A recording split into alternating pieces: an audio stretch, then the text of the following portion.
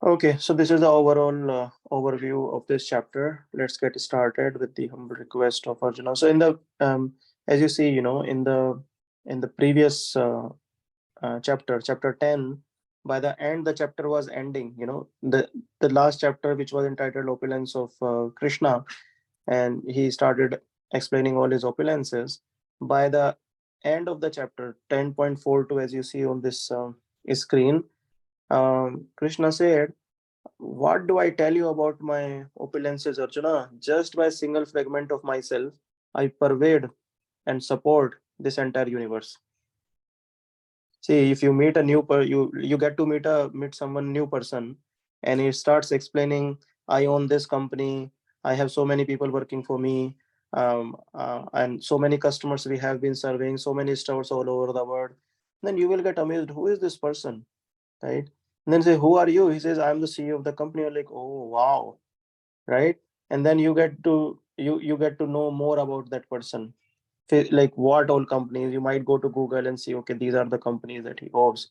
Similarly, after hearing all these things from Krishna about his opulence, and at the end when Krishna says, oh, I'm not putting so much endeavor to do all of them, just by a single fragment of myself I pervade and support this entire universe, then Arjuna was really amazed.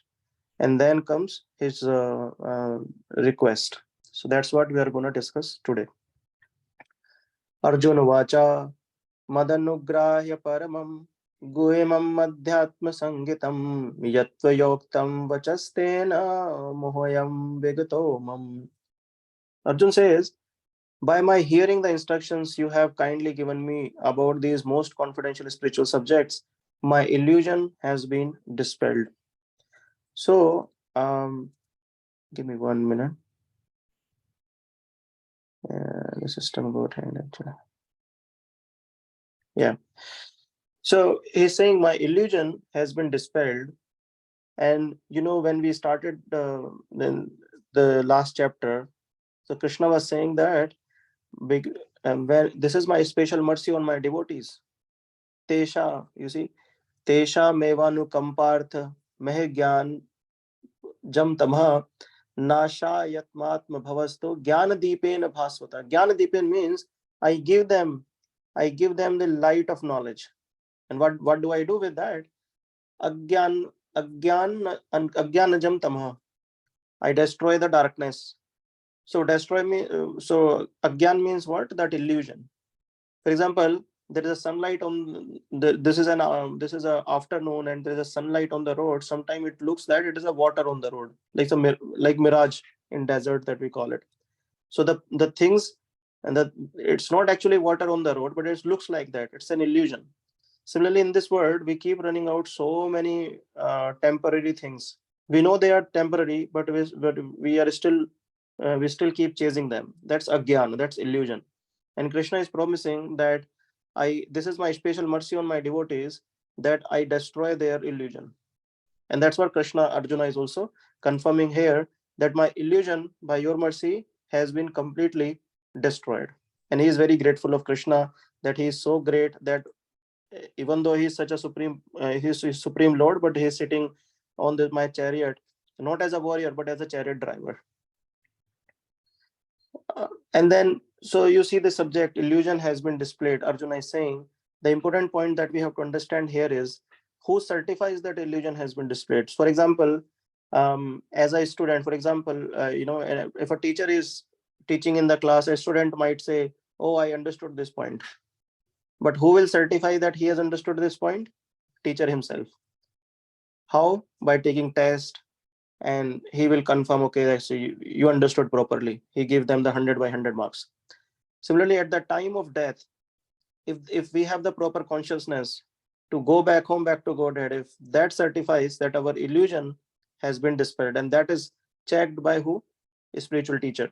He confirms that yes, based on his discussions with the student, he will confirm that yes, your understanding is proper now, you are properly understood the subject, and you are ready to go back home, back to Godhead. The second shloka then further Arjun says, Bhavyapyayo hi bhutanam shruto vistarshayo maya tattvata kamalpatraksha mahatmaya picha vyam.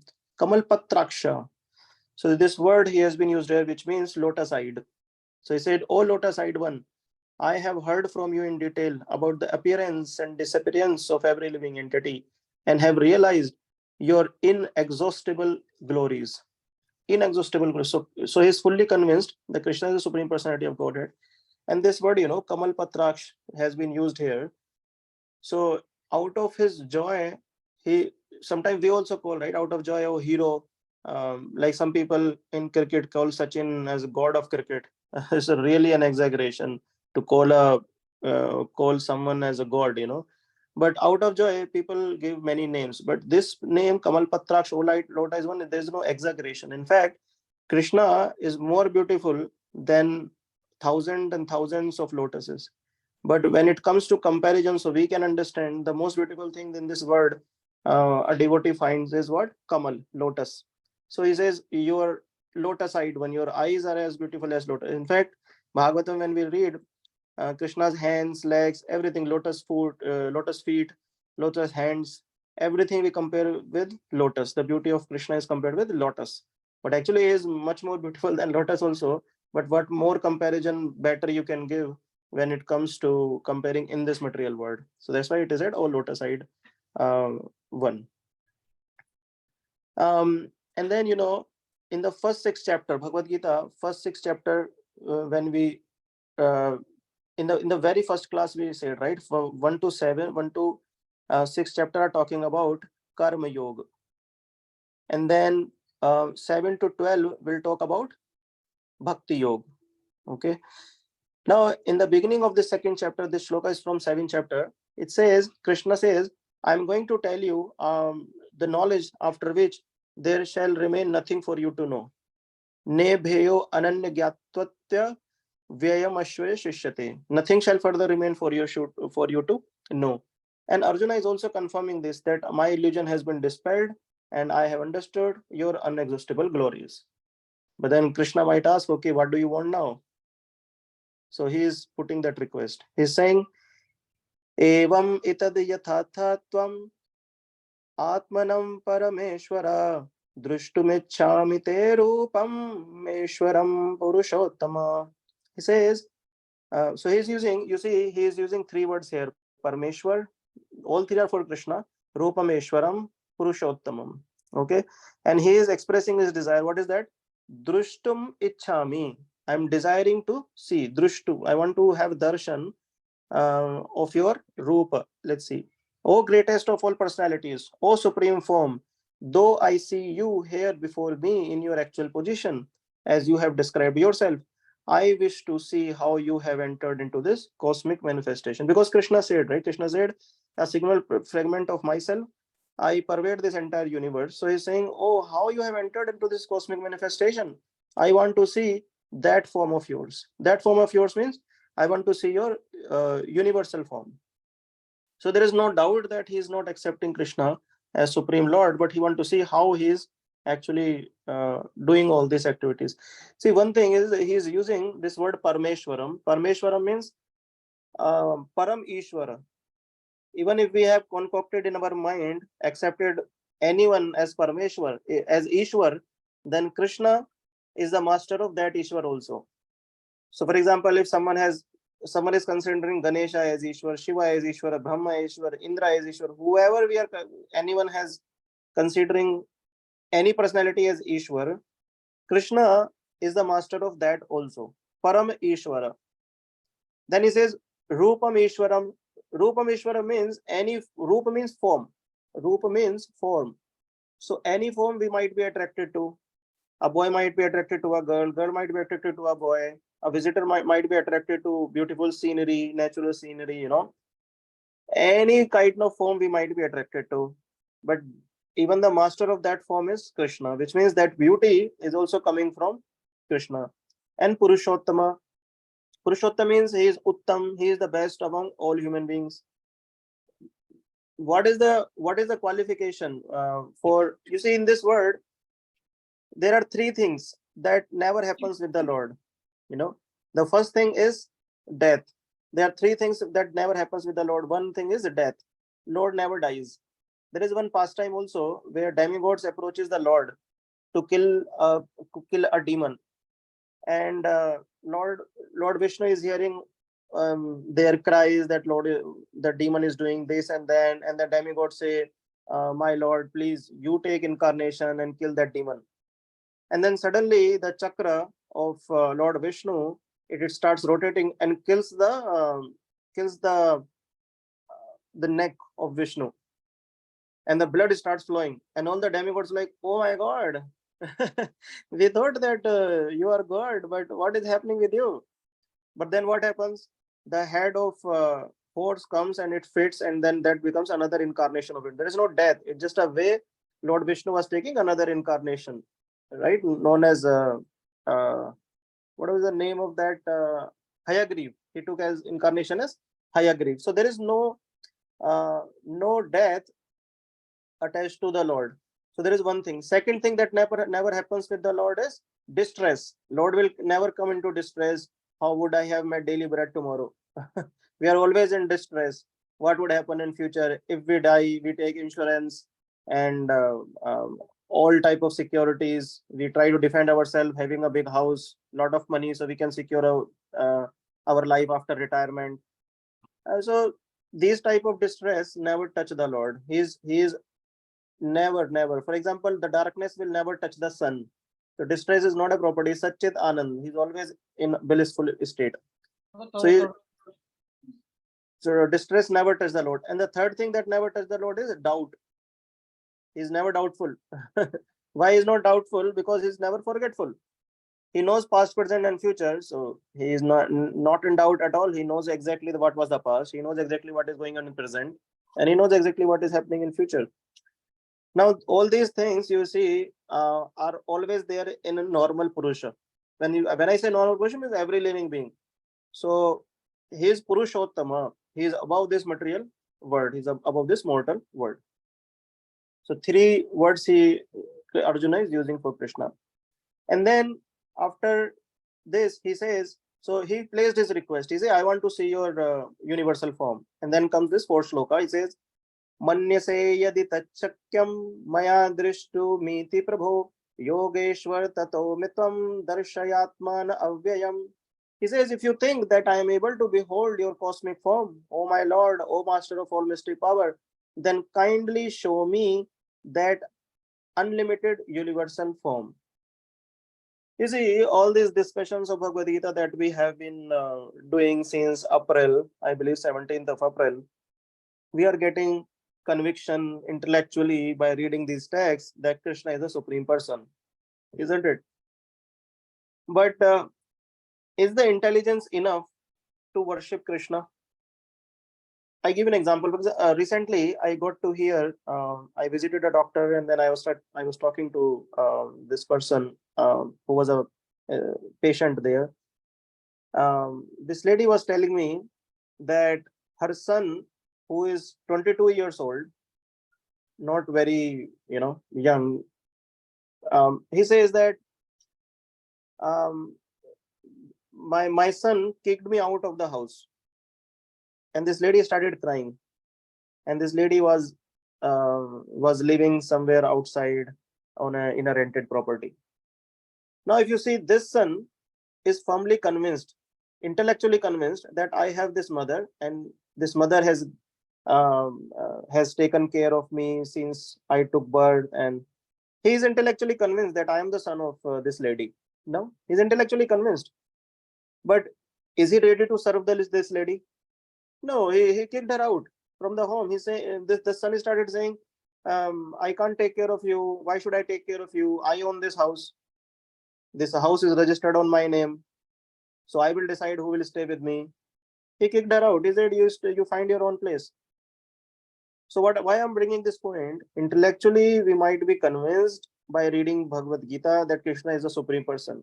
That is also a blessing, though, because many so-called scholars in this world are making a lot of concoctions from Bhagavad Gita. Yesterday, I was reading this guy, Devdutt Patnaik, and this person was saying that just do your duty. There is nothing like sin in this world. Sin is to create fearfulness in someone. What rubbish! Krishna clearly saying that if you don't offer food If you eat food directly without offering, you are incurring sin. But these scholars are actually cheating with innocent public. Even though they are firmly convinced by reading Bhagavad Gita, Krishna is God, but they are not able to accept it. They are kicking Krishna out and putting their own philosophy in innocent people's mind. Similarly, when we are reading all these things, we might be intellectually convinced that Krishna is the supreme person. But what matters the most is our conviction from heart. If our heart is convinced, then what happens? Then comes the gratitude. For example, this son. If this son heart will be convinced that this poor lady is my mother and she is in old age, I should be serving her, then what he will do? He will take care of this lady. But he is only intellectually convinced that, okay, this lady is my mother. Similarly, when we are doing all this, our first agenda is that we intellectually get convinced and we are reading all these texts. But our second agenda is also to get our heart convinced, which means we do chanting. If I know some of you are chanting, sending me daily status also, but whoever is not chanting, please come on that stage also. You have to start chanting and slowly increase your number of rounds also. Okay, so I just want to bring this point out that we don't want to become the doctorate that we know all the shlokas of Bhagavad Gita, because after that we might kick Krishna out also from the picture. As I told, so many scholars are doing this. We want to get our heart convinced, and the first step to get our heart convinced is chanting. Okay, now in this shloka you see Krishna, Arjuna is a great warrior, but in the very humble attitude. His heart is fully convincing. If you think manase yadi tachakyam, if you think that I am able to behold your cosmic form, then O master of all mystic power, Yogeshwar, then please you show me that universal form. So these are the first four texts that we discussed. So this shows the humility and understanding of Arjuna, that he is a minute parcel of Supreme Lord Krishna. So Arjuna has placed his request. He said, please, can you show me your universal form? Now let's see what Krishna says. Shri Bhagavan Vacha Pashya me parth rupani Shatso at sahasrasha Nana vidhani divyani Nana varna kriti nicha. Shri Bhagavan Uvacha. Lord Krishna says, Pashya me parth. So this word is also very important here. Parth, when we have certain relationship with someone, we try to address him that way, like uh, mummy, papa, beta. So that comes out of our affection for him. So whenever Krishna is using the word Parth for Arjuna, he is using that with a very great affection. Why the word Parth is so affectionate? See, this Parth word comes from word Pritha. Pritha means Kunti. So Parth comes from the word Pritha, and it's like son of Kunti. And Krishna has so Krishna's father's sister was Kunti, which means Bua of Krishna. So he is showing his affection, that because you are my relative, so much affection, my dear friend.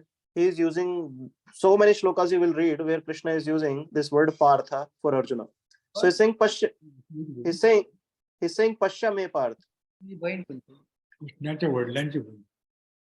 He's saying Pashya me Parth. Only achieve. He's saying Pashya me Parth. Give me 1 minute. I'm putting Pashya me Parth Rupani. He's saying Pashya. Pashya means see. Pashya me Parth Rupani. All my roops. And how many are them? Shat Shohat. Hundreds and sahasras, thousand. He says, okay, you want to see this uniform? See, Pashya me Parth Rupani Shat Shohat. Hundreds and thousands of these roops. Nana Vidhani, of different types. Divyani, these are divine. Nana Varnani, of multicolored. You want to see? Here you see. The Supreme Personality of Godhead said, my dear Arjuna, O son of Kunti, see now my opulence is hundreds and thousands of very divine and multicolored forms. Now, yes, this is an important point here. This is not the actual form of Krishna. You see, in the spiritual world, there is Golok Vrindavan, where Krishna is playing with cowherd boys, having Ras Leela with gopis, and having Yashoda as his mother taking care of Krishna. This is the actual spiritual world we are talking about. When we go back home, back to Godhead in Golok Vrindavan, we have Krishna in two-hand form. Similarly, if one goes to Vaikuntha Lok, there is Lord Vishnu resting, and Lakshmi ji is massaging his feet. This is the actual form. Similarly, there is another spiritual world called Saket, where Lord Ram and Lord Mata Sita lives and served by all their associates, Hanumanji, Lakshman, Sita, Bharat, Shatrughan, everyone. So these are actual spiritual worlds where a devotee goes after death. Like that, this universal form is not the actual form of Krishna, like somewhere in the spiritual world Krishna is living in this form. No, it is just a representation of the opulence of Krishna. So always remember that. So this universe form, you see this picture, Krishna in here is the chariot, Krishna is sitting, Arjuna is sitting here, and Arjuna looking at the universal form. But he has not yet started, though. I mean, Krishna is showing, but Arjuna is not able to yet see that universal form. Why it is happening, we'll see this.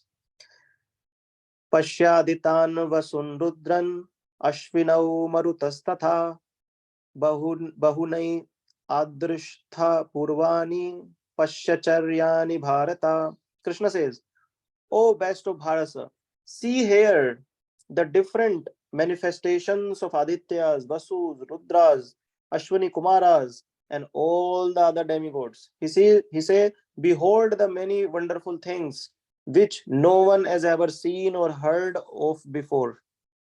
Which means he was not only showing the universal form, but in the universal form, for example, Yamaraj is there, and he's making sounds of, let's say, fire. Then he was able to heard, there's a word here, heard.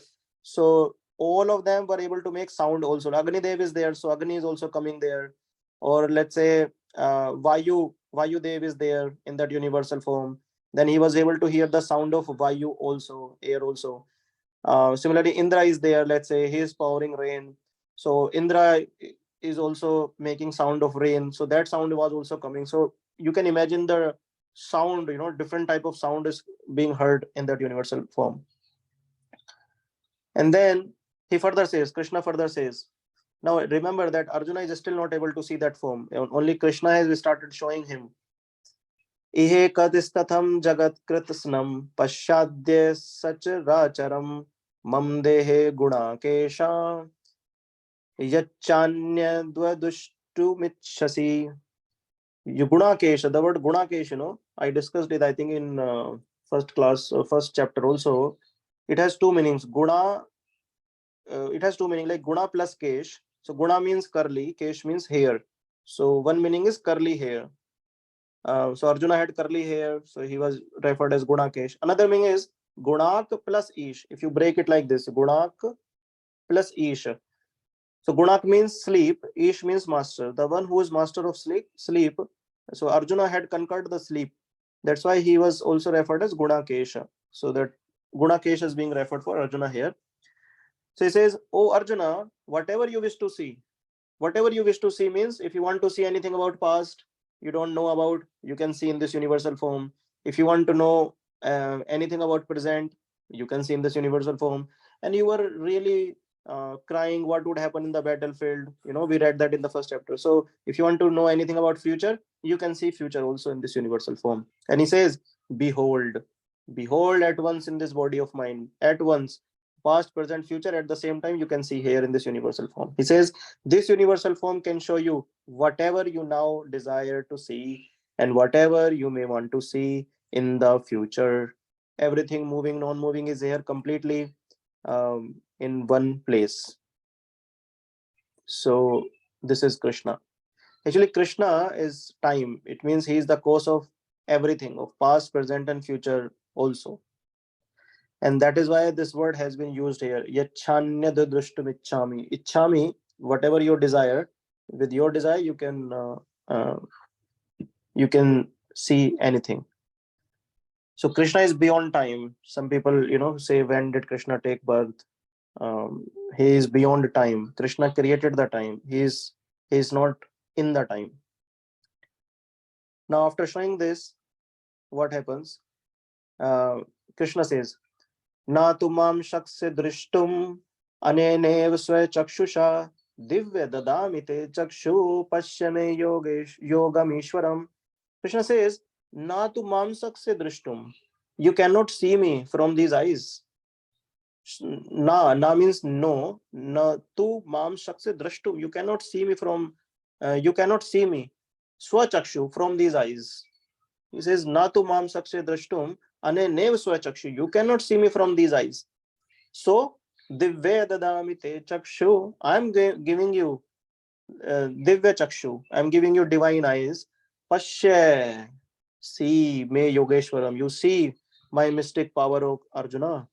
But you cannot see me with your present eyes. Therefore, I give you divine eyes. Behold my mystic opulence, O Arjuna. Now, you see this word Pashyame Yogeshwaram. You see on my screen, this is 9.5. There also Krishna told Arjuna, Pashyame Yogeshwaram. You see on my screen, Pashyame Yogeshwaram. There also Krishna was saying, Na chemate sthani bhutani Pashyame Yogeshwaram. Now, here Krishna is showing the universal form and he's saying, Pashyame Yogeshwaram. Okay. Which means, oh, you see my you see my form. But there in 9th chapter, Krishna was not showing anything. But still he was saying, Na chamate sthani bhutami Pashyame Yogeshwaram. Pashyame Yogeshwaram means, okay, you behold my mystic opulence, you see this my mystic opulence, I'm showing you. And here he was not showing any kind of form, but still um, uh, he was saying that Pashyame Yogeshwaram. So you see, Pashya means two things: watching through intelligence and watching through eyes. So I give an example. For example, we met some person, and he's a new person. We don't know him, but we start talking to him, and then while we are talking, he's telling us that he owns so many companies, he owns so many stores, so many customers, and we like, okay, really? So he is telling us something, and through our intelligence, we conclude that he is a big person, and then we ask him, "Who are you?" Then he says, "I'm the CEO of that multinational company." So that is one way of pashya. We are understanding that this person is a big person, but we are understanding through our intelligence. We heard, we applied our intelligence, and we understood, oh, such a big guy. That is one pasture. So that was happening in 9.5, when Krishna was telling that you heard about me, I'm going to tell you more, and you pasya me yogeshwaram. You use your intelligence, understand that I am the supreme lord. And now another case, the CEO of the company holding your hand and showing you all his different branches, different companies, different customers, stores, and everything. And then you are actually watching his opulence. And then you say, oh, he's a big person. So that is happening now. Krishna is actually showing Arjuna that he is a big person. Just the difference, the same thing otherwise. Watching through intelligence, watching through his eyes is the same thing. Why? Because the realization is same. Okay, let's move on to the next shloka. Okay, so you see in the first four shlokas, Arjuna placed the request that please show me the universal form, and then Krishna started showing the universal form. And then later in the previous shloka we read, right, just now, he realized that okay, he can't see me from these eyes, so he says, Divya dadami te chakshu. I am giving you these eyes, you can see me. Now this guy Sanjay is telling Dhritarashtra, okay, because Sanjay was also telling whatever happening on the battlefield to whom? To Dhritarashtra. Now he is speaking this shloka in between. He's saying, Eva mukta tato rajan mahayogeshwaro hari darshayamas parthaya param rupam eshwaram. Mahayogeshwaro is using these words for Krishna. He's saying Mahayogeshwaro, and he's also using param rupeshwaram. So we'll discuss them. Let's see the translation. Sanjay said, O king. O king means Dhritarashtra. Sanjay said, O king, having spoken thus, the Supreme Lord of all mystic power, the personality of Godhead, displayed his universal form to Arjuna. So he gave him the eyes. So as soon as he said, okay, these are the eyes, you can see my form, he's saying, displayed his universal form to Arjuna. Now you see, just now we discussed these words, right? Yogeshwar, Parmeshwar. Who was using these words? Arjuna was using these words. First four shlokas were about whom? The humble request that Arjuna was placing for Krishna. And that time Arjuna was saying, you are Yogeshwar, you are Parmeshwar, please show me that universal form. And here Sanjay, after looking at universal form, he's saying Mahayogeshwar Param Rupe Vishwaram, which means Krishna showed Arjuna more than Arjuna was expecting. So Krishna is much more merciful uh, to give to his devotees than devotees desire. He was desiring even lesser. So he's showing that Arjuna was not expecting to see that much. But Krishna showed him everything. So he's actually Maha Yogeshwar, Param Rupe Vishwaram. So he's glorifying more, much more than Arjuna was expecting. Krishna uh, showed him. It happens also sometimes, I remember one time I went to, after I had a very I always get scared with rides, the roller coaster rides and everything. So after my marriage, my wife pushed me to take one ride. So I was not expecting those are that scary. I took one ride. I was like, oh, what is, oh, I will. Oh, throughout the ride, I was crying Krishna, Krishna, Krishna only. So the experience was of Mahayogeshwar and Param Rupemeshwaram here, like that. He's using these words.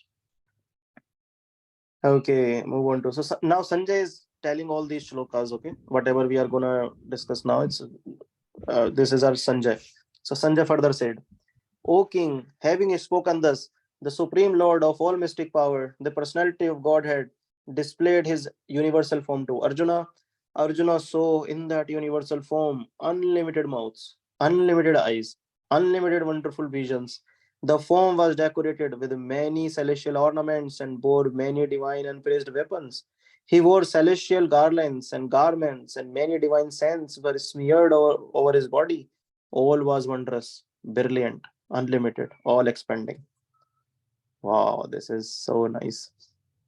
Then he says, Divi Surya Sahasrasya Bhaved Yug Padustitha Yadi Bhasadrashi Sa Syad Bhasastasya Mahatmana. He says Surya Sahasrasya.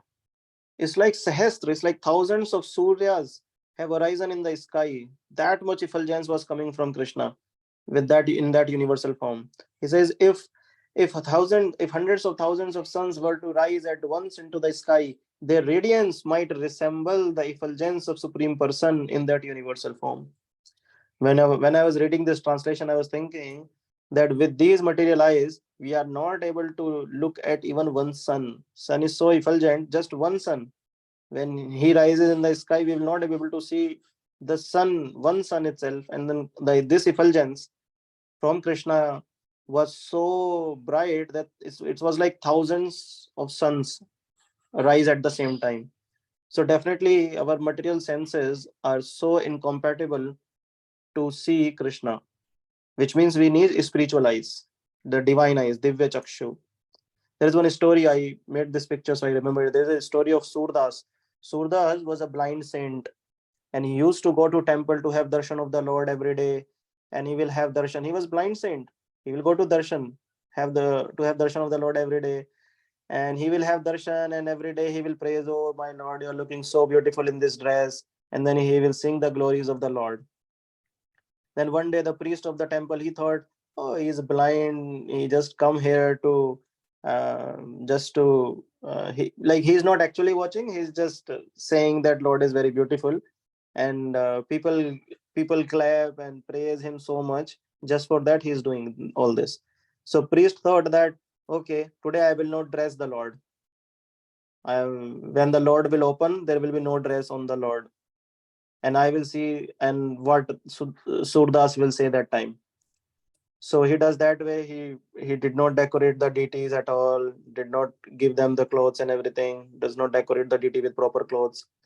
And when the altar opens and the Surdas have darshan of the Lord, he starts laughing.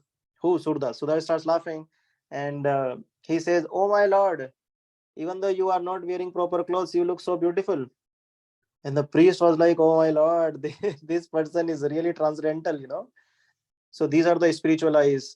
We need spiritual eyes to actually see the Lord. These blunt material eyes are not actual eyes to have darshan of the Lord. Okay. And then he further says, so Sanjay is continuing the glories of Krishna. He's explaining this to Dhritarashtra. He says, Tatrekam istham jagat kristasanam pravibhaktam nek katha apashyad deva devasya sharire pandavastada. He says, at that time, Arjuna could see in the universal form of the Lord the unlimited expansions of the universe situated in one place, although divided into many, many thousands. You see, what is there is a this line, the first line is very amazing here. It says, Tatrekat istatham jagat kritisam pravibhaktam negda. What it is mean actually, if we divide this universe into multiple departments, in the sense, okay, there are department of demigods, we have mountains, rivers, oceans, animals. In animals also, there are birds, there are fishes. If we divide that into multiple departments, all of them Arjun was able to see in that universal form. So let's say if he will focus on one form. Let's say if he'll focus on one department, sorry, ocean, and he will try to find that what is the starting of ocean, he will not be able to find that. If he'll try to find where the ocean is going, he will not able to find that. One demigods, he will look at one demigod and he will see, my god, so many demigods are there. He was not able to even count also. So that's where the first line is saying that Krishna is so Krishna's universal form was showing him everything. Every department of this universe he was able to see in that universal form. And then the word used here is apashya. Apashya means whatever Krishna was able to show him, he was able to see as it is, like nothing was missing. It was not like something was missing, he was able to see everything. And then Dev, Krishna, Dev is used for Krishna. He is the Dev of all the Devas. And Tada means as is. As Krishna showed him, he was able to see immediately. You see, like he was not missing. Oh, Krishna showed 5 minutes back something and missed that. No, he was immediately able to see everything. And then Sanjay is continuing these shlokas, reciting to Dhritarashtra. Tata sa vismaya vishto hirishta roma dhananjaya. Hisht roma. Roma means hair. So Dhananjaya means Arjun. So Arjun here was standing on end. So Tata sa vismaya vishto hirishta roma dhananjaya pranamya shirsa devam kirtang ajali rabhashata. He says, then bewildered and astonished, vismaya vishto, bewildered and astonished, his hair is standing on end.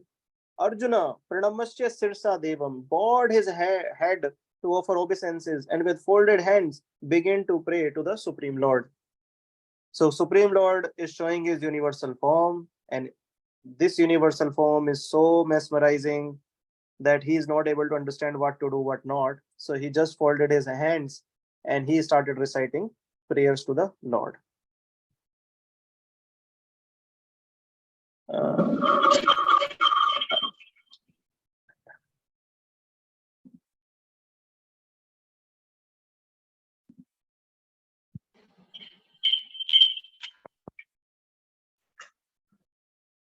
Yeah, okay. So the first four shlokas, 1 minute. Yeah. So here we see Arjuna makes a humble request in the first four shlokas, and Krishna accepted the request. He says, okay, here is my universal form, you can see.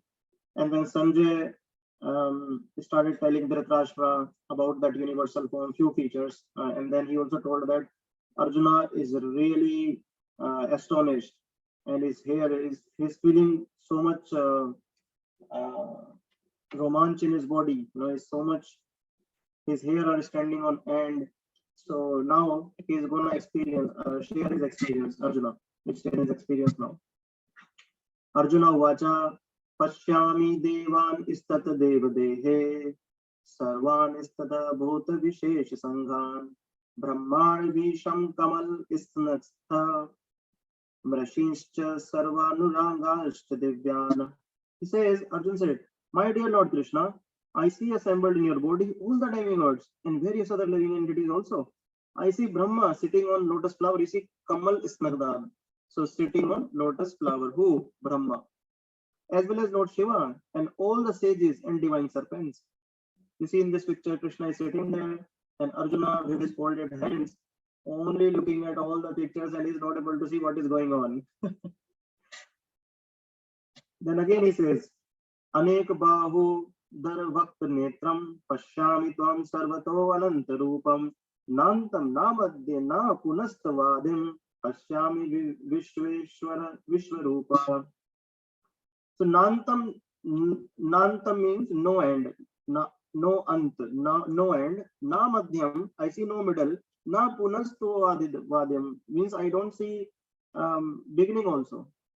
Pashyami Vishwa Eshwar Vishwarupa. So it says, O Lord of universe, O universal form, I see in your body many arms, bellies, mouths, and eyes expanded everywhere without limit. Like I was saying, he would look at a mouth and he was able to see millions of mouths. He would look at hand and he was able to see millions of hands. He would look at belly, so many bellies are there. He was not able to find the beginning of those valleys or ending of those valleys. So many.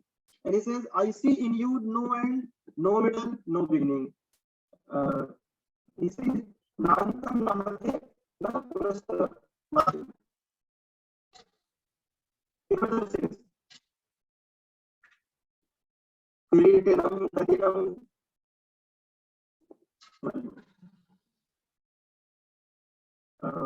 Give me 1 minute.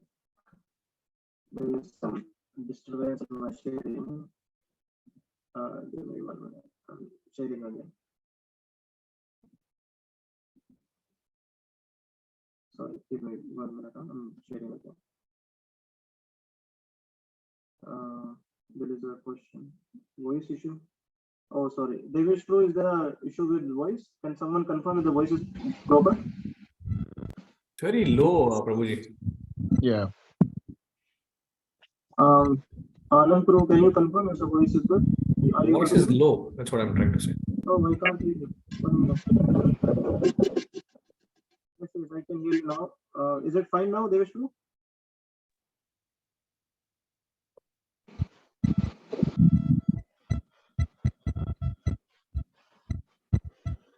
I apologize. Anand Pro, can you confirm? Is it okay? Yeah, it's better now. Okay, thank you. So sorry for the disturbance. Now, so Arjuna is reciting his prayers and he's sharing his experience here.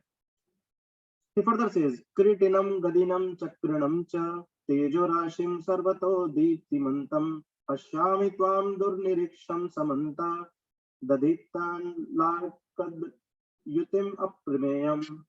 He says, your form is difficult to see because of its glaring effulgence. The same thing Sanjay was also saying, that the effulgence is as much as like thousands of suns have arisen in the sky. So he's saying glaring effulgence is spreading all the directions like blazing fire or the immeasurable radiance of the sun. Yet I see this glowing form everywhere, adorned with various crowns, clubs, and discs. Kritinam means mukut, the helmet of Krishna. Gadinam means gada. Chakrinam means disc, the chakra that Krishna holds. So saying with these form, I am able to see lot many other forms. Like I am able to see how you are pervading this entire universe. And then he says, and then he starts glorifying Krishna. He says, I am understanding now that you are what? Tvam aksharam paramam veditavyam tvamasya vishwasya param nidhanam tamavyam shashvatam dharma gopta sanatanastam purusho matome. Mato means this is my opinion. Okay, what is your opinion? Tvam aksharam, you are never exhaustible. Param veditvam, you know everything. Tomasya Vishwasya Param Nidhanam, you are the supreme benefactor of everyone. Tom Avyayam, Shashvatam Dharma Gopya. So you are the maintainer of eternal religion. And Sanatanastam, you are the oldest person, anyone who knows. So which means you are Purushottam. So you are the supreme primal object, you are ultimate resting place of this universe, you are inexhaustible, you are oldest, you are the maintainer of this religion, and Matoma. This is my opinion.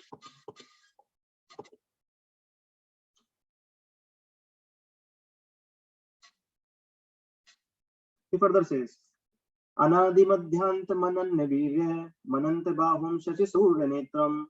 Shashi surya netram. Shashi surya means sun and moon. Shashi surya netram.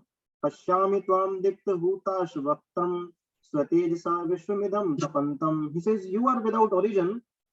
Anadi madhya anant manant virya. He says, you are without origin, middle or end. Your glory is unlimited.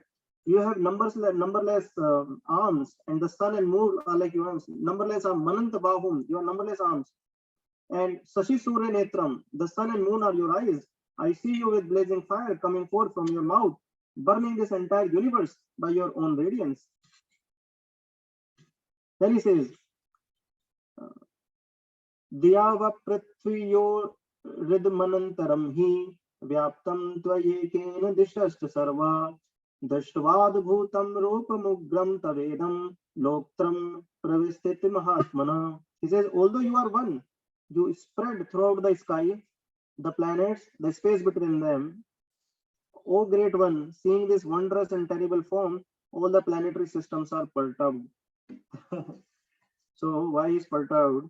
Because here he is saying that all the planetary systems are perturbed, but later he will also see that I am disturbed, because he knew all the pastimes of Krishna. Actually, he knew that Krishna killed Bakasura. He knew that Krishna danced over Kaliya.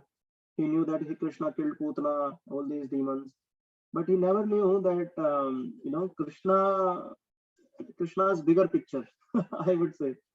For example, we know that okay, someone is a CEO of the company. If you know that he's a CEO of many multi-billion-dollar companies, then it is like wow. So he knew that Krishna is God, but to this extent, probably he's getting that realization now.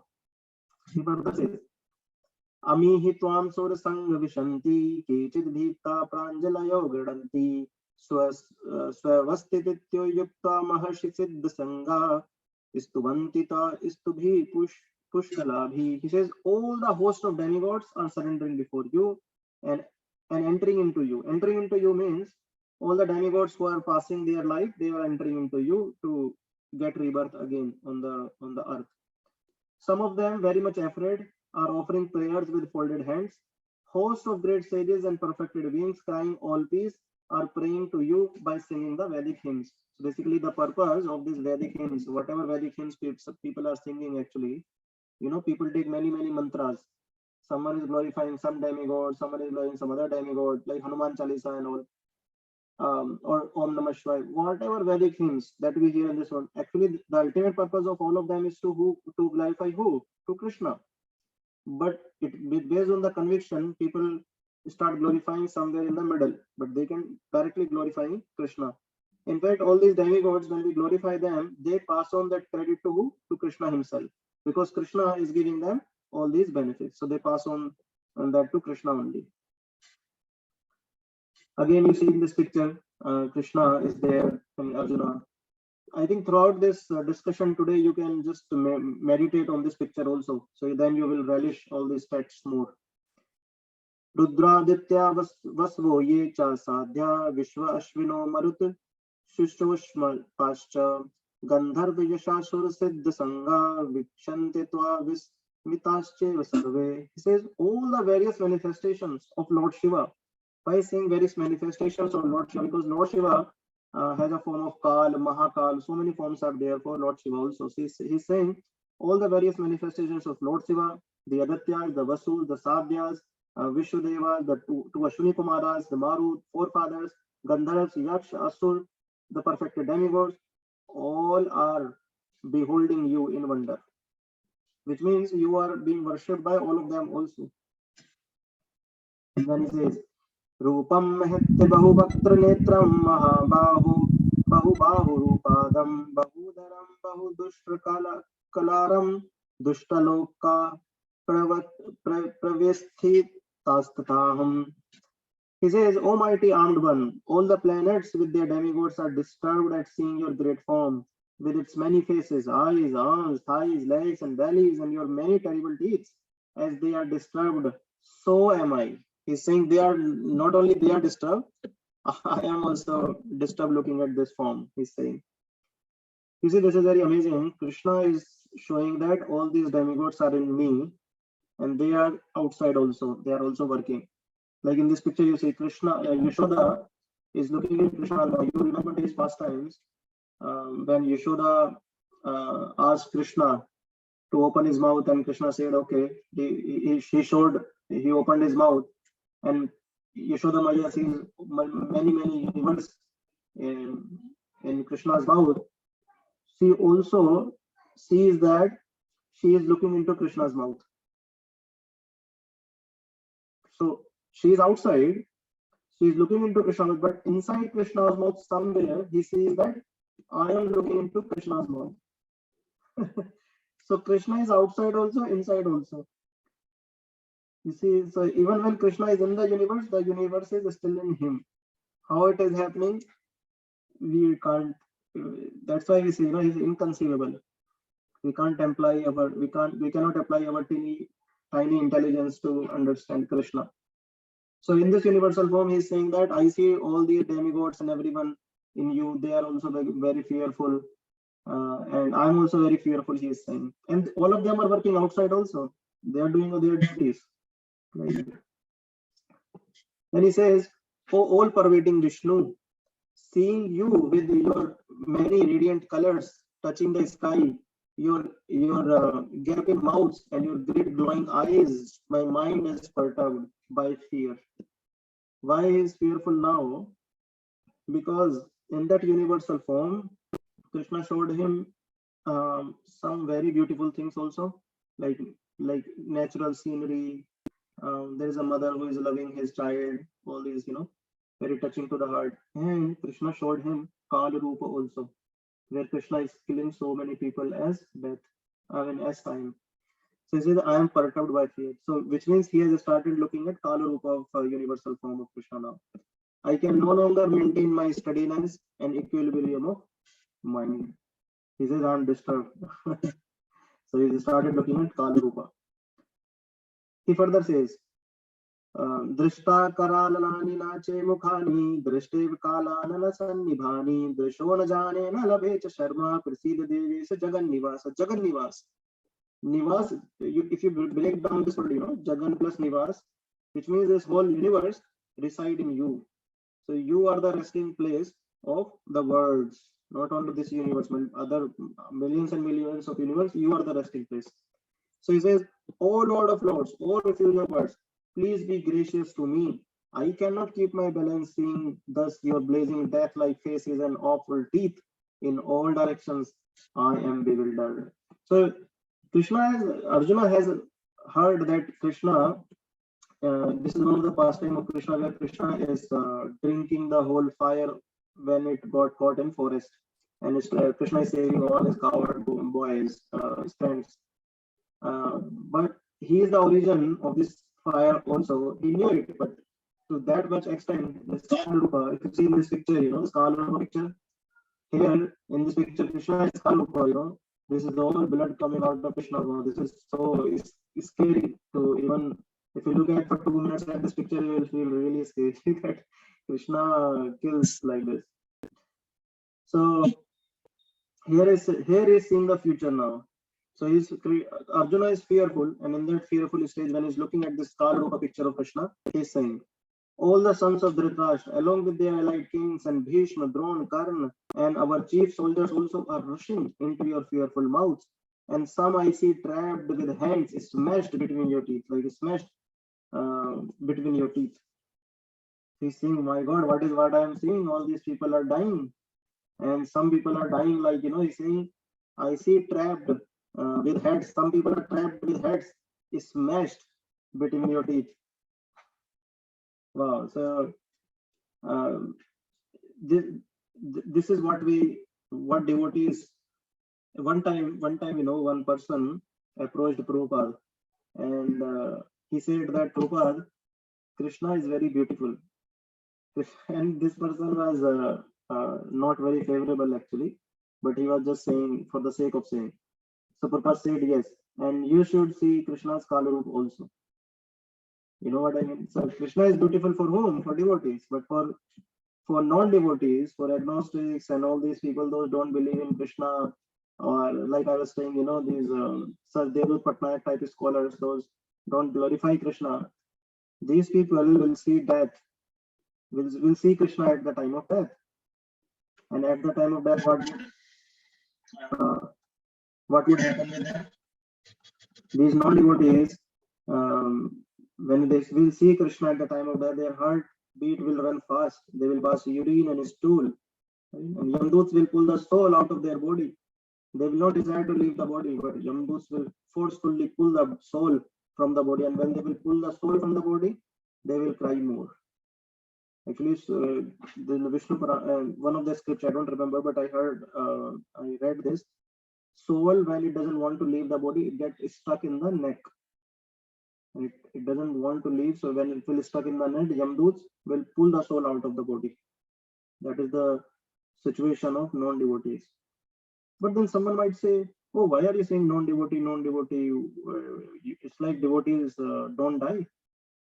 See, devotees also die. Krishna met them also at the time of death. But there is a difference. Difference is like a cat. Prabhupada used to say this example, like a cat holding a rat. So cat has a mouth, and with this mouth, cat is holding a rat. Cat wants to eat the rat. But with the same mouth, the cat is going to hold her baby cat also. Same mouth is there, but the rat is fearful of this mouth. But the baby cat is not fearful. Similarly, devotees also have to face death. At the time of death, Krishna met them. But there is a difference in the death. So here you see in the Kala Roop, this is what all these demons will have to see Krishna.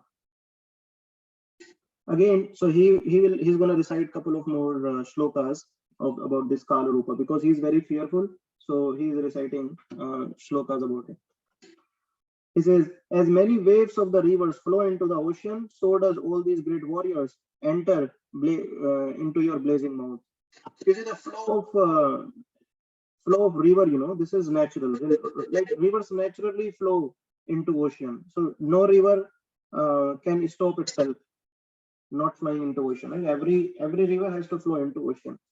Similarly, no one can stop himself to not die. Everyone has to die, which means Krishna has entered a time factor into this material world. He enters as time also in this material world, and everyone has to die. No one can say I cannot die. That's why all these technological advancement we talk about, they cannot avoid birth, death, old age, and disease, because with the time, even matter also has to deteriorate and ultimately die. What to talk about living entities? And he's saying, I see all these great warriors enter blazing into your mouth. Then he further says, Yatha pradiptam jwalanam patanga vishanti nashaya samriddha veda tatheva nashaya vishanti loka istavapi vaktani samriddha veda. He says, I see all people rushing full speed into your mouth. See, actually on this battlefield, all these warriors that were facing Krishna, all these warriors are about to die in 18 days. And they are about to die. So that's why he's saying, I see all these people rushing full speed into your mouth as moths dash to destruction into a blazing fire. And then he says, Lehiyasya grasmana samanta lokan samagran vadner jaladbhi tejo vipare jagat samagram bhasastvega vograha pratapant Vishnu. He says, oh Vishnu, I see you devouring all people from all sides with your flaming mouths, covering all the universe with your effulgence. You are manifest with a terrible scorching rays.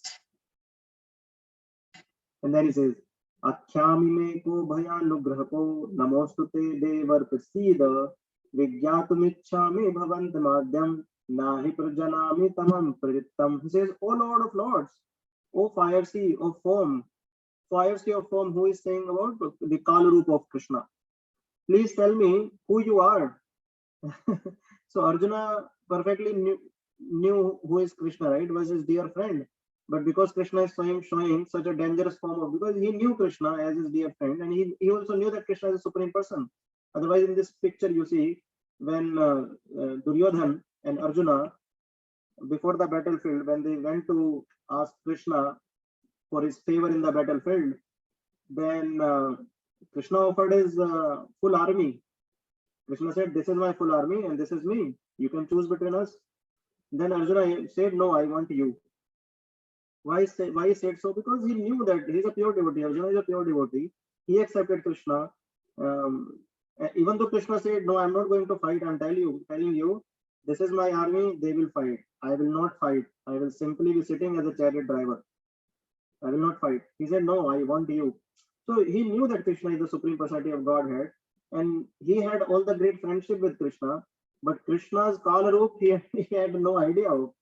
So he's saying what to do. He's saying, "Namastute Devar Prasida." He's saying, "I offer my obeisances unto you. Please be gracious to me. You are primeval Lord. I want to know about you, for I do not know what your mission is." He's saying, "Boss, who are you? I'm not able to understand what is this happening. What do you want?" He's so fearful. Then okay, because he's asking questions here, right? Who you are, what do you want, or what is your mission? So Krishna replies, Shri Bhagavan Vacha, Kalo asmi lokacha krit praviddo lokan samahartumihi pravatta rite apitwana bhavishyanti sarve ye avastita pratyanishu nikeshu yodha. Krishna says, "Time I am." Arjuna is saying, "Who are you? I am not able to understand." Krishna says, "Time I am." So Arjuna was already fearful, and when Krishna said, "I am time," so he will become more fearful for sure. And then Krishna further says, "Time I am the great destroyer of the worlds." Oh my God. So I'm already fearful, and Krishna says, "I am here to destroy of the worlds." Then it's like, okay, more fearfulness, right? And then he says, "I have come here to destroy all the people." And then, but Krishna says, "With the exception of you, all the soldiers here on both sides will be slain." And then Krishna is continuing saying this. He's saying, uh, yeah, he's saying, tasmat vamutishtha yasho labhasva jitva shatrun bhinakshva rajyam samriddham maye vete nihata purvameva nimit matram bhav savyasachin. He says, tasmat utishta. Therefore, utho, get up. Yasho labhasva. Earn this yash, like win this glory. By how? Jitva shatrunavescha rajya samuddham. By killing all these enemies, by conquering this kingdom. But how? Is it easy? Yes. He's saying, Maya vete niheta purvekam. I have already put them to death by my own arrangement. They are already been killed. Nimit matram bhava. You just be the instrument. Hey Savyasachin. Savyasachin is another name of Arjuna. So Krishna was able to, so Arjuna was able to shoot the arrow from right hand and from left hand both expertly, same. So that's another name of Arjuna, Savyasachin, because he was expert of shooting arrow from right hand and left hand.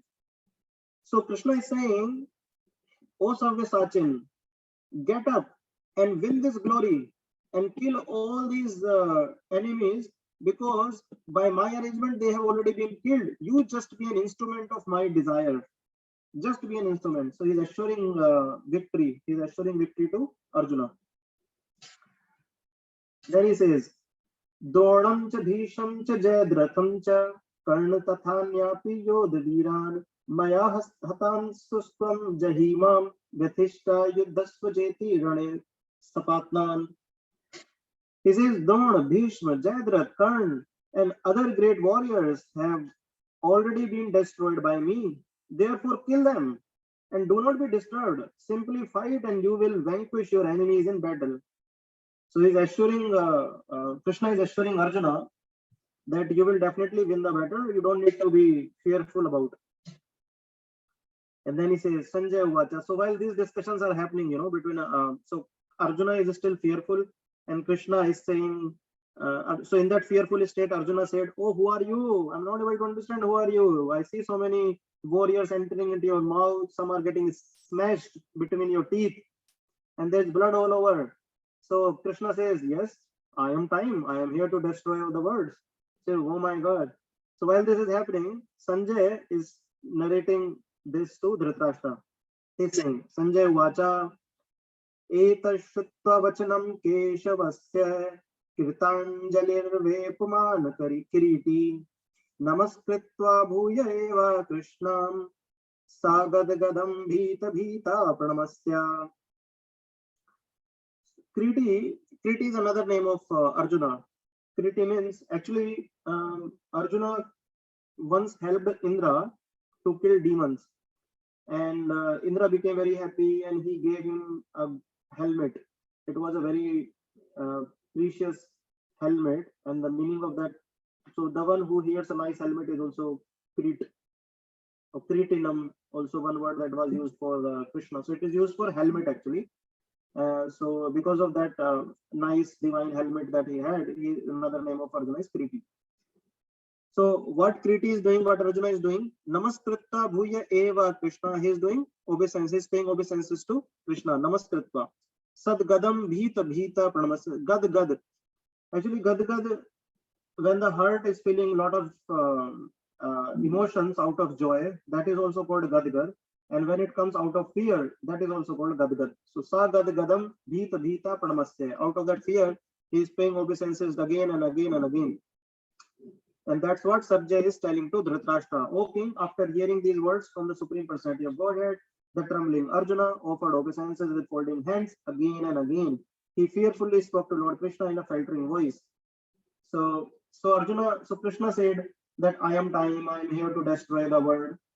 And then with this, so Arjuna is fearful, and then in that fearful state, he continues to speak to Arjuna. Arjuna said, स्थाने ऋषिकेश तव प्रकीर्त्या जगत् प्रहस्यस्त नुरज्यते च रक्षांसि भीतानि दिशो द्रवन्ति सर्वे नमस्यन्ति च सिद्ध संघा.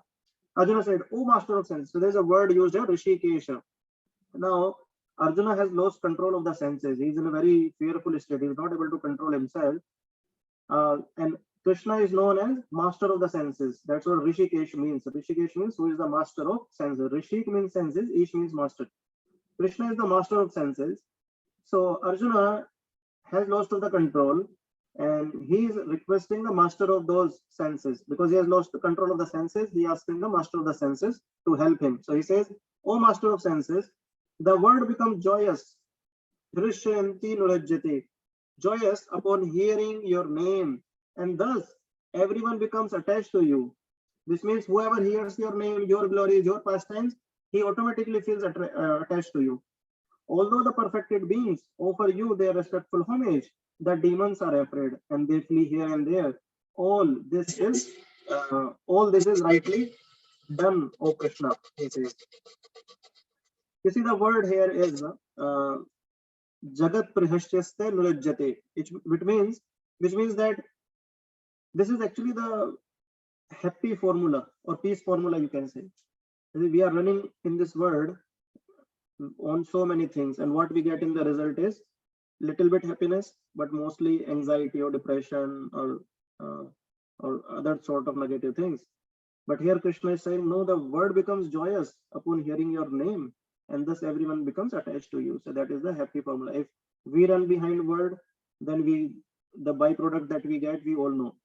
But when we will run behind Krishna, then what we will get in return is harsha, the happiness.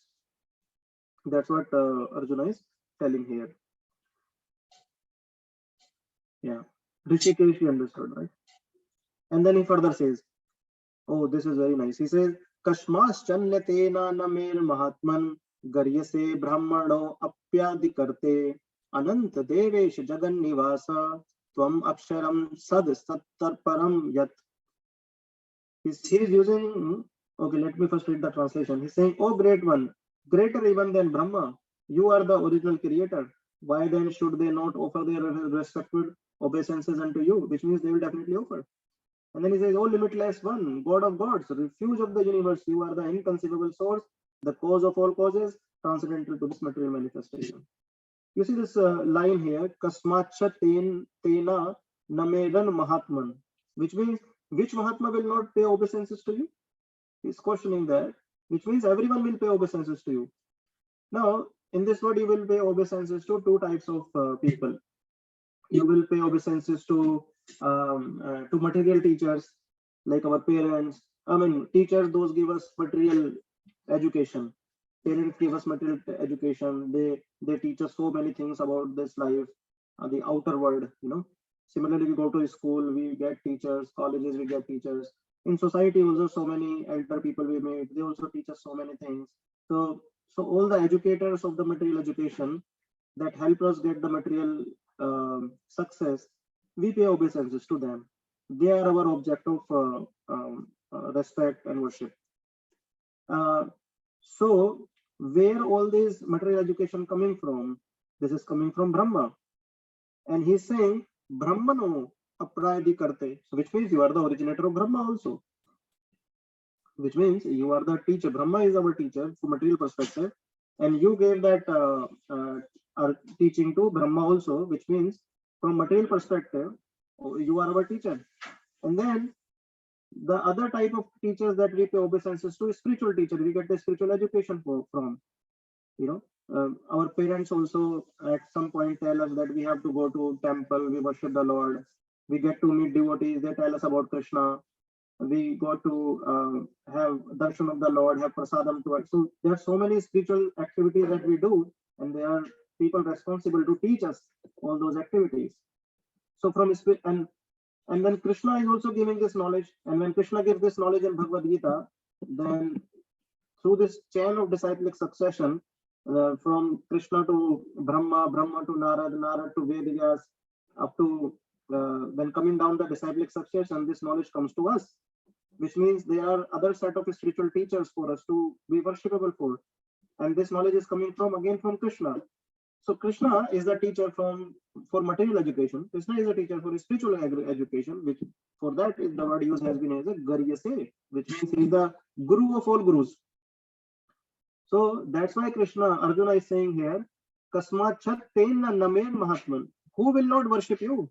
Because in every respect, whether it is material or spiritual, even the great materialists, those do not believe in Krishna, they should also pay obeisances to Krishna, because whatever they are getting, that also coming from Krishna only. That's what he's telling. And then saying, Anant, you are unlimited. Devesha, you are the worshipable object for demigods also. Jagannivas, this word we discussed in previous shloka also. You are the resting place of the millions and millions of universe.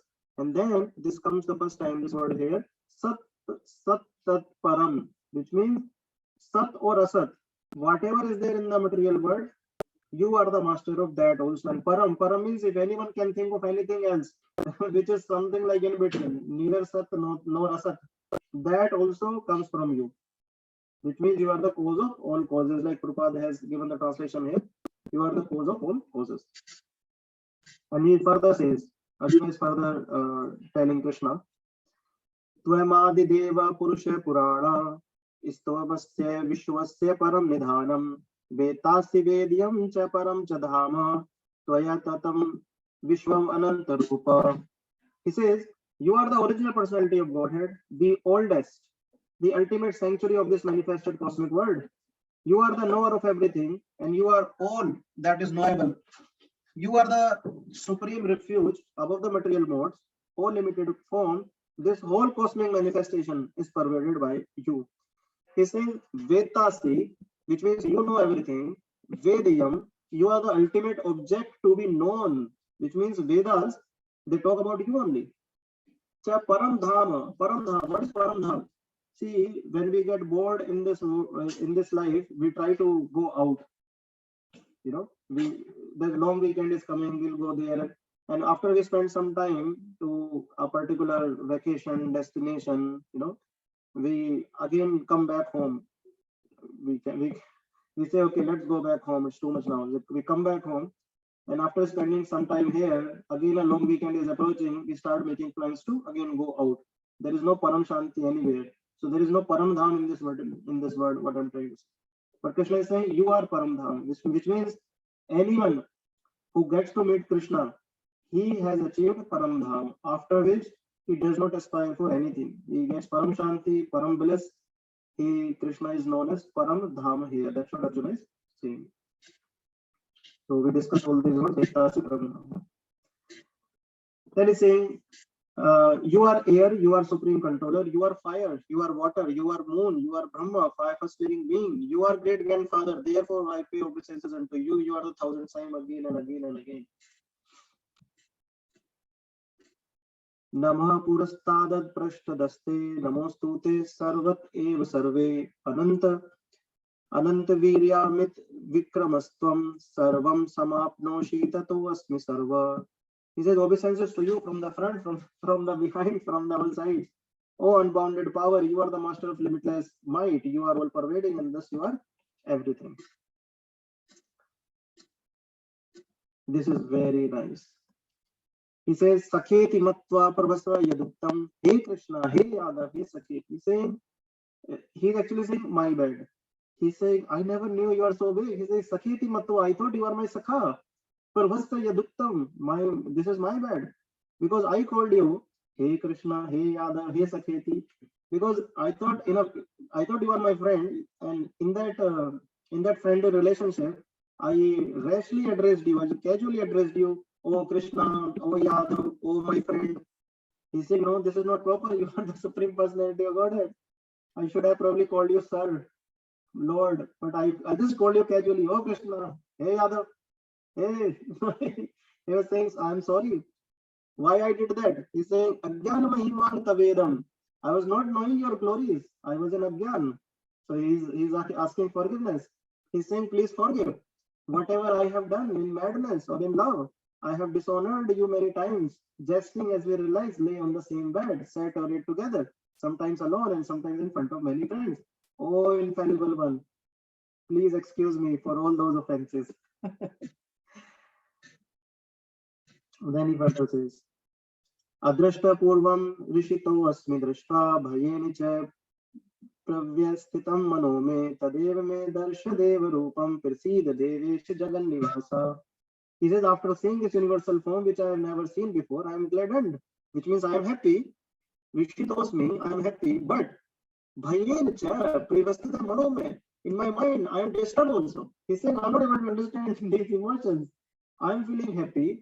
Harsh, I'm feeling happy also. I am glad, but at the same time, my mind is disturbed with fear. So now he's placing his final request again.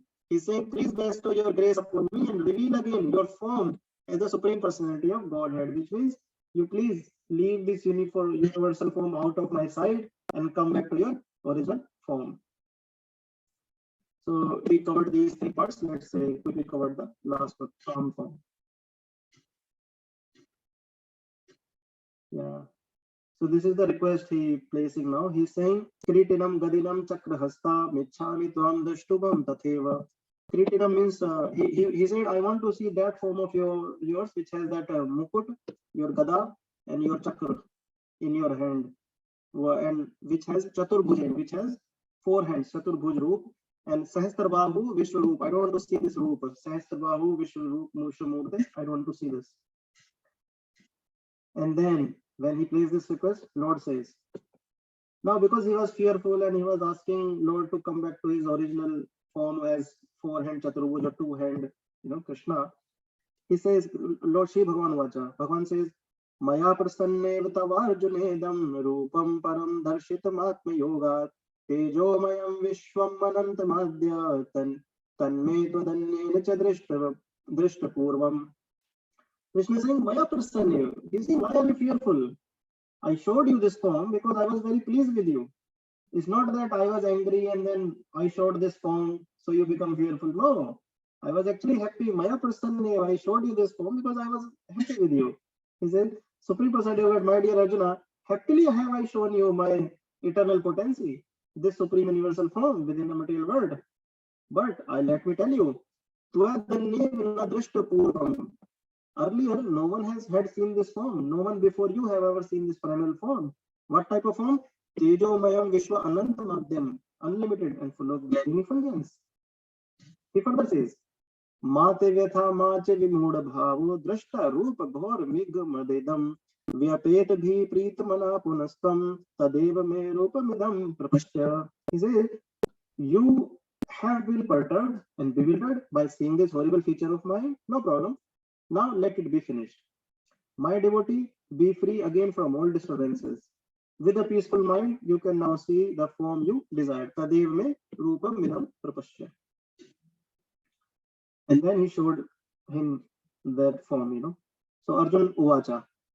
दृष्टवेदं मानुषं रूपं तव सौम्यं जनार्दन इदानीमस्मि संवृत्तः सचेता प्रकृतिं गता. He says, when Arjuna thus saw Krishna in his original form, he said, "O Janardhan, seeing this human-like form, so very beautiful, I am now composed in mind and I am restored to my original nature." So Arjuna is feeling relaxed now.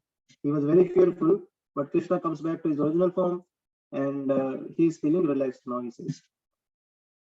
And to this, to this form, Krishna with two hands, two legs, Krishna says, about this form, Krishna says, Sudu darshamidam rupam drishtavanasi yanmam deva apyasya rupasya nityam darshakankshara.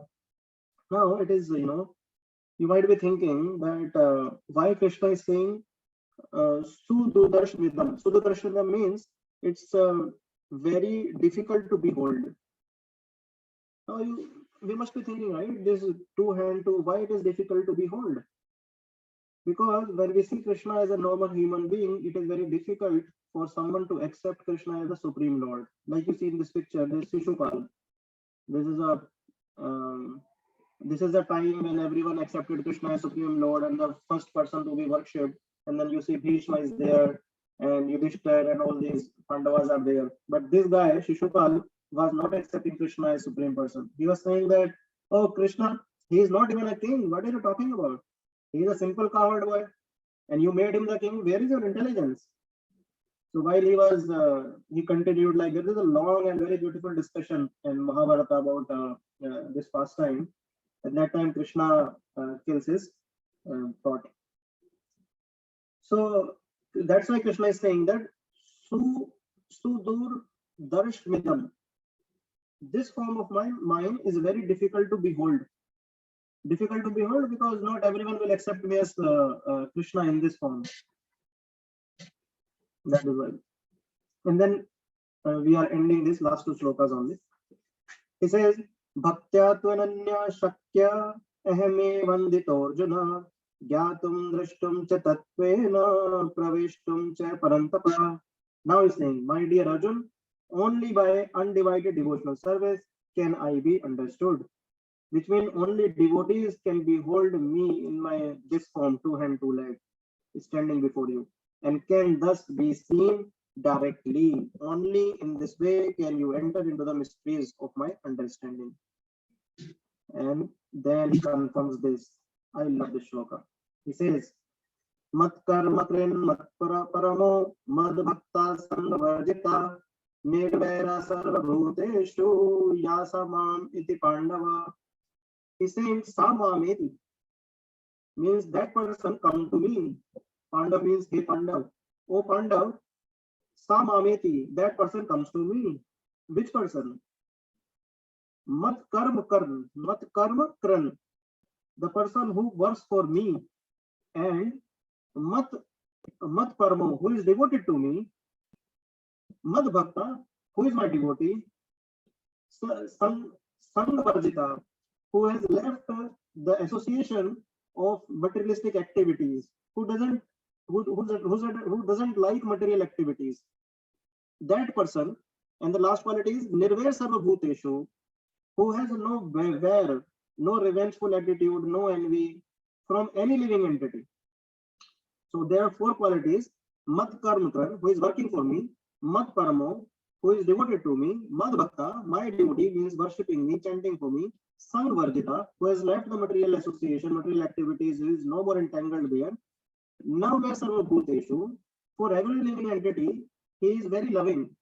He is very friendly to every living entity, no envy for anyone.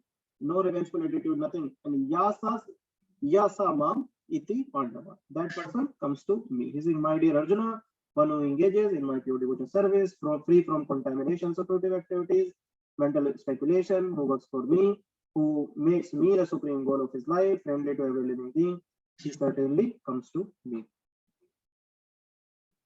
Okay, so yeah, this is the summary from the different sections that we discussed today. This was humble request, then we have universal form, and then experience and prayers of Arjuna, and then the original form, the human-like form. Krishna says this human-like form, Manusham Rupam, very difficult, most beautiful, also very difficult to see. Su Durdarsham, just like one realizes the company of a dear friend more than his exhibition of opulence. Similarly, Lord's personal dealings are way sweeter than his Aishwarya. Okay, so let's stop now. If there is any question, okay, yeah, thank you, Anand Prabhu. There is a comment from Anand Prabhu that material education versus spiritual education is very. Thank you. Any question from anyone? I have one question. Yes, Mohammed. So, I have this question.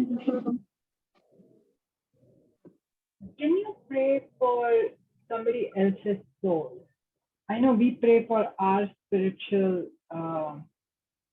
enlightenment. Can Yeah. you do that for other person? Like, Others also, yes. like my dog cannot pray, but can I pray for their soul? If we can pray for spiritual advancement for others, is that the I just want to, we can pray saying that, hey, hopefully we don't come back in this cycle of birth and death right? by giving a devotion to Krishna. But since they don't have that option, then we do that for them. Right. That is correct. That is correct. Okay. This is a good question. Let me first share this pastime that happened with Prabhupada. So one lady came to Prabhupada, and one of the disciple of Prabhupada was also sitting there, and this disciple was sharing this pastime in Prabhupada memories. I was hearing a couple of days back. So this lady said to Prabhupada that just by accepting that Jesus is the Lord, we can go back home, back to Godhead. We don't need to do anything. Prabhupada said, no, if you have accepted someone as your father, you will have to serve him. Then only father will be pleased and will allow to you come back to him. Then he said, no, just by accepting is enough. He said, no, you will have to actually act in that acceptance. You'll have to serve. But she did not agree and she left. And then after that, Prabhupada was saying, rubbish understanding. But the good thing is that while we are discussing all these philosophy, you also understood that the qualification, to go back home, back to Godhead is that understanding that intelligence is convinced first, and then what? Service. And then what is the result of both? We get purified. And once we get fully purified from material contamination, then we become eligible to go back home, back to Godhead.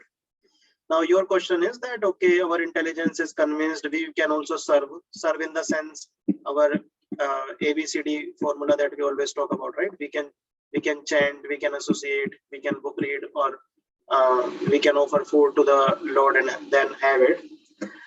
These are all part of our service, right? But what about those who are not getting convinced, right, Nevadaji? Who is not, but there are two categories, like those are living, not getting convinced, and then those who have left the world. So if they have left the world, then how can we do something for them so they get to meet their ultimate destination? Can they also go back home, back to Godhead? Is that the right question, Nevadaji? Yeah. You see, this comes into Bhagavatam in Dhruv Maharaj pastime. When Dhruv Maharaj, he completed his devotional service, then the associates of the Lord, they came and they came to take him back home, back to Godhead. And so while he was on his way back home, back to Godhead, he said, "Where is my mother? Where is my mother? You are just taking me back home. Where is my mother?" Then they said, "Your mother is running even." He said that the chariot of your mother is even ahead of you, which means the devotional service that we do actually is beneficial to how many generations? 21 generations. When a person becomes a pure devotee, his 21 generations are taken back to Godhead. 21. Not only 1%, 2%, but 21 generations.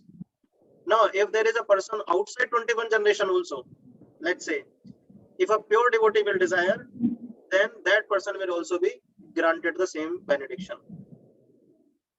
But it depends on the desire of the pure devotee. So pure devotees are so powerful, they can give benefit to the 21 generations also. So yes, Niyamata, your question was very good. And if we'll do the, as we do for ourselves, that gives benefit to others also, depending on our desire. So, Yep. I do at least 2 rounds for myself. So I was thinking, what if I'm doing 1 more round for my husband? I mean, I know he doesn't believe in God, but that's his journey towards God. So, but I was like, can I do that for him? Yes, for sure. So he For finds his way back to God. Yes, for sure. Like my wife was pregnant, when my wife was pregnant and she was not able to do much round, I used to chant for her. We can do that. Slowly, we should be convincing them also as much as possible. So they also get back to a spiritual life and feel that bliss, but while the transition is happening, we can pray for them by chanting extra rounds. That's absolutely, this is the right way actually to do it. Okay. Thank you. Okay, thank you, Niyamata. Amazing question, thank you. Any other question? Hare Krishna, Prabhuji. Hare Krishna, Devesh Prabhu. Yes. Prabhuji, when Arjuna was telling Krishna that he is seeing the Duryodhana, Bhishma, and the Karna going in the mount of the Krishna. Even even the chief of his army also. At that time, he does not say that he is looking himself or the other Pandavas going in the mouth of Krishna. Why so?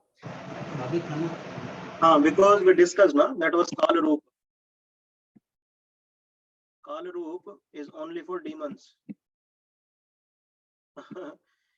Kala Roop is only for demons. Demons should be fearful of Kala Roop. So all the demons were entering into the Kala Roop of Krishna. But the devotees, they do go back home, back to Godhead. They don't go into Kala Roop. They go into back to Godhead. Does it mean that other than Pandavas, even the other warriors who were fighting with them, in their favor, were also demons? In their favor, to some extent, yes, because they have their material desires to fight for Pandavas. Okay. Not all of them. Some were devotee of Krishna also, like this person. I forgot his name. So he was a student of Arjuna. It comes in 3rd shloka of Bhagavad Gita. We read about him. He said that I want to fight for, because he was devotee of Krishna actually, and he was a friend of Arjuna. So not all of them, but most of them, like 99% of them, they have some desires. Like someone will have. Putting on mute, Devesh. Give me 1 minute. Thank you. So, like someone will have some feeling of enmity with some warrior in Kaurva's field. So he will fight, he will come into Pandava's army and fight for them. So it's like that. So they have their personal grudges or some personal motivation. That's why they were fighting. So all of them have to see that Kala Roop of Krishna. But the pure devotees, they don't have to see. Why? Because they will go back home. The chariot will come, associates of Vishnu will come, and then they will take that soul back home, back to God. Does that make sense, Devishnu? Yes, sir. Prabhuji, one more question. Yeah. You just said that at the time of your pregnancy of your wife, you were chanting on behalf of her.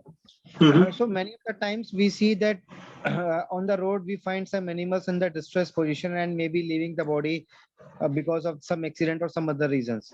So we may give some Ekashi Vrat fal to that Fall to them. animal. We can do that. That's not a problem.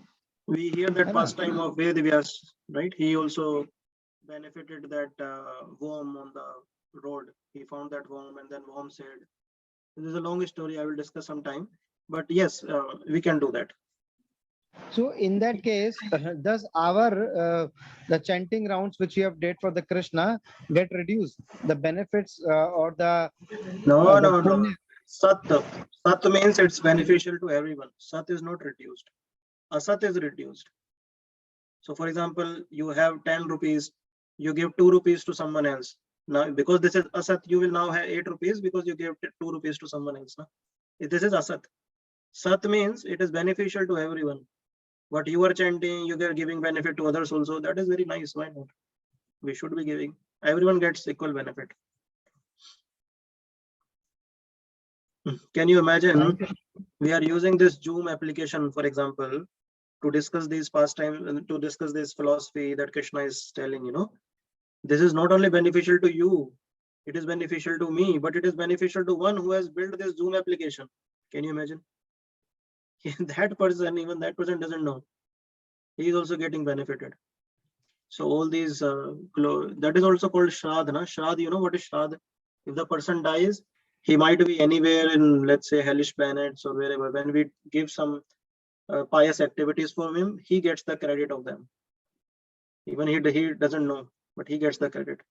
Similarly, all these things on making videos on YouTube about Krishna, writing books about Krishna, discussions. So whoever contributes in the service of Krishna, that gets the full benefit.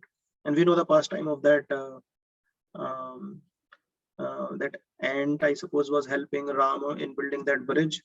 He also got that same credit. Ram said to Hanuman, no, he is also to his best capacity. He's pulling one particle and then he's also contributing. He's getting the equal benefit. So anyway, we can do that. There's no reduction of that part. Thank you, Prabhuji. Okay, thank you, Darshan. Okay, let me see. There's some questions on the chat.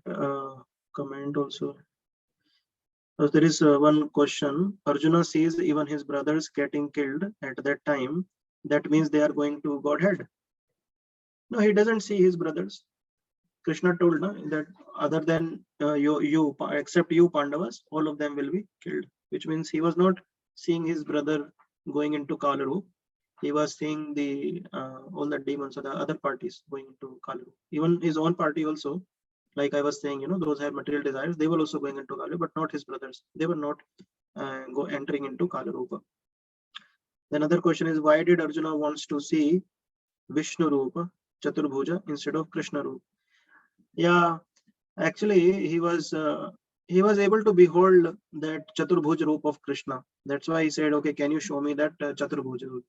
Chaturbhuj Roop it's his desire. He just wanted to see, but he was more blissful to Chaturbhuj Roop of Krishna and two-armed Roop of Krishna. Both are equally blissful. Like Dhruv Maharaj, when Krishna came to see him darshan, that was like Chaturbhuj Roop when he came. So and sometime Krishna gave darshan in his two-hand form also. So that's not a big issue here. Actually, Krishna started with Chaturbhuj actually. So when Krishna showed the universal form, he first came into Chaturbhuj, and then he started expanding himself to big forms, all the demigods, mountains, rivers, and Kalaroop and everything. So Arjun said, no, this is too much. No, I can't see this at all. You please come back to your Chaturbhuj, where you started from. That's what he said. But then Krishna said, okay, let me come back to the two form only. So he first came to Chaturbhuj, and then he again came back to his two-armed form as a chariot driver of Arjuna. So so it's not like he had a special desire for Krishna to stay in that Chaturbhuj, but it was like, no, you please come back to the original where you started your universal form from. That's all. Okay. Anything else from anyone? Okay. I will take like 5 more minutes. I'll quickly explain about the the the questionnaire, the test, that I was talking about. I'll quickly explain. Let me open an Excel sheet that will explain a bit. First of all, this test is not for everyone, because I know only few of you are attending these discussions regularly. So this is only for regular ones, not like occasional participants actually. So I will pass on some names.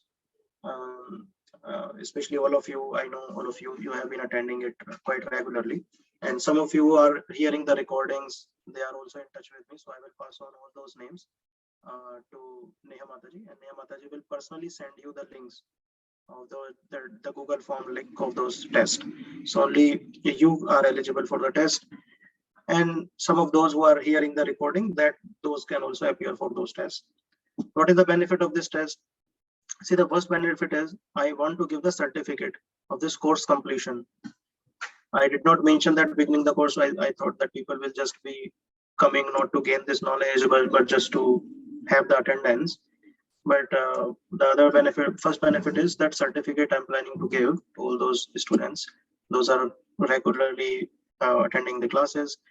So whoever will attempt this test, just by attempt also, whoever will attempt the test, they will get the certificate.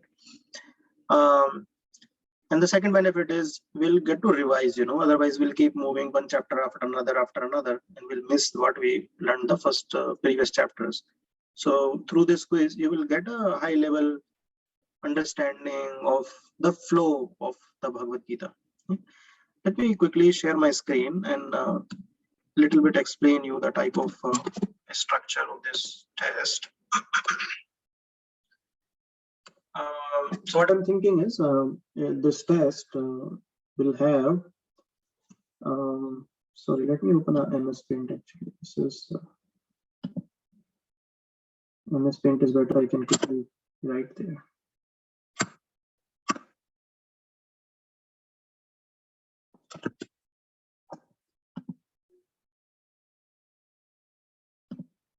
Yeah. So I was saying that I'm thinking that I will have this quiz like this is an open book assessment first of all. So there's no, you can submit it, you can refer Bhagavad Gita as it is, read that and then answer it. So it will have 3 parts, part A, B, C. So we'll release part A first. We are not going to release all the parts together. We'll release part A first. And in part A, the answers will be in the shloka or the translation. So it will have like I'm thinking of 40 to 50 questions. It will have 40, 50 questions, and they will be objective type questions. There will be 1 or 2 liner also. Okay. So it will summarize. It will give you a good summary of what we discussed. Oh, one more thing. It will have all the questions will be from chapter 1 to chapter 9. Okay, the first half of this. And then part B will have answers from text, translation, and purport also. So we'll have to actually search the answers in purport as well. I mean, the difficulty level will increase a bit here. It will have like 30, around 30. I'll keep it like maximum 30. 30 is a good number. So I'll keep it 30 questions, and some objective, but mostly be like 3-4 liner questions here. Objective, I can keep objective also. And then the part C, part C, you might have to really be attentive. You might go back to the recording also actually and hear them, but I will keep like maximum 10 questions here only, which would be not more than like 100 words. You'll have to give your answer in, and not only text, translation, and purport, it will also test your understanding as well. Okay, so like that. So we'll first release part A. Neha Mataji will 1-to-1 personally will be sending you a text that this is you. So I would request all of you to please pass on your numbers also to Neha Mataji. You can Is there a comment from you, Niyamati? Sorry, I saw you on mute. I thought you want to say something. Sorry, what was the question? How many did you say? How many I didn't. Sorry. There is no question. I thought you want to comment anything. I saw you on mute, so I thought you want to comment. Oh no. So I have most of the people's phone number whose I don't have. I will just WhatsApp them. Oh, perfect, perfect. Sounds good. Sounds good. Yes, please. Thank you. Thanks so much, Niyamati. So yeah, part A. So I will be sending the questionnaire to Niyamati, and she will be passing on to all of you. So the deadline would be of 1 week for all three parts. Yeah, I will let you know the deadline, but for part A for sure it will be 1 week. And then based on the response of part A, I will understand the time all of you need.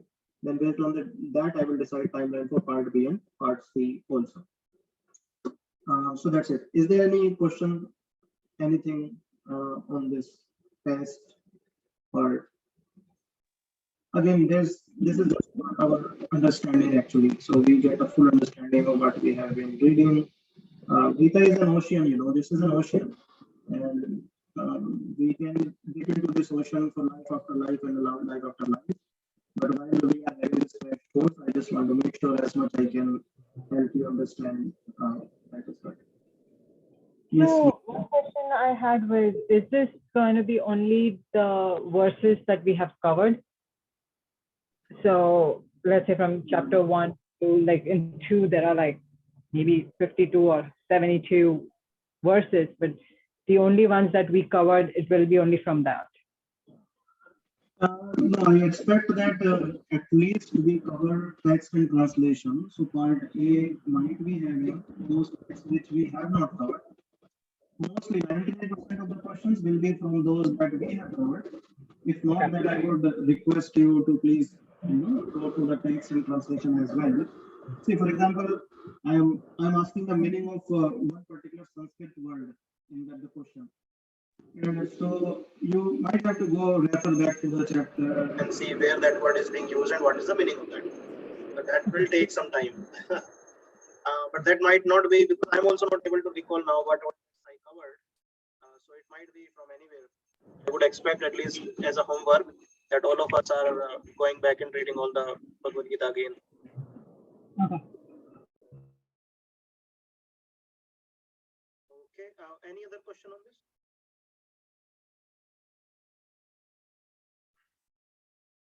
Hare Krishna, Prabhu, I wanted to know what is the time frame when you're planning to give this exam, this test? So this one will come in following week only, probably by Friday or Thursday you will get it. Okay, Prabhu. Sounds good. Thank you. Thank you, Sweta. Okay, thank you all for your time. I'm sorry I took long. Prabhuji, what is the duration of the test? How much time will be provided to complete a test? Right, so, yeah, for part A, it's 1 week. You can take your 1 week to find all your answers and submit it. Okay. We'll mention the deadline also when you will get the message. Thank you so much, Prabhuji. Hare Krishna. Thank you so much, everybody. Thank you so very much. Very nice to have this association. Thank you, Jai Prabhu. Hare Krishna. Thank you. Thank you. Hare Thank Krishna, you. Prabhu. Hare Krishna, everybody. Thank you, Smita Mataji. Thank you, Neeta Mataji. Hare Krishna, Prabhuji. Hare Krishna. Thank you. Thank you.